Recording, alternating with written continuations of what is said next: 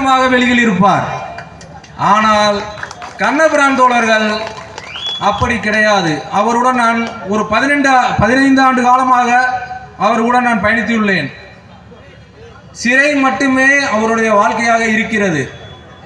கண்ணபிரான் தோழருக்கு நாம் என்ன செய்ய வேண்டும், அவரை நாம் எப்படி வெளியில் கொண்டு வர வேண்டும், பொது தளத்தில் பயணிக்க அவரை நாம் என்ன செய்ய வேண்டும் என்பதை இந்த பொதுக்கூட்டத்தில் நாம் முடிவெடுக்க வேண்டும். காலங்காலமாக அவர் சிறையிலே இருப்பது மிகப்பெரிய கவலை அளிக்கிறது. தீபக் பாண்டியன் இறந்த பிறகு அவருக்கு கூடும் கூட்டம், அவர் உயிரோடு இருக்கும்போது அவருக்கு என்ன செய்தார்கள் என்று எனக்கு தெரியவில்லை. தோழர் சுந்தர்ஜி அவர்களாக இருக்கட்டும், அவரை காப்பாற்றுவது, அவரை முன்னிலைப்படுத்துவது நமக்கான வேலை. அதை விட்டுவிட்டு கூடுவது, மது அருந்துவது, கூட்டம் கூடுவது, போட்டோ எடுப்பது, இதில் எனக்கு உடன்பாடே கிடையாது.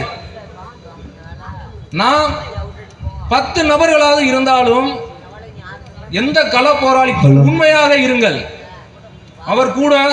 அவர் படும் கஷ்டங்களில் பங்கு பெறுங்கள்.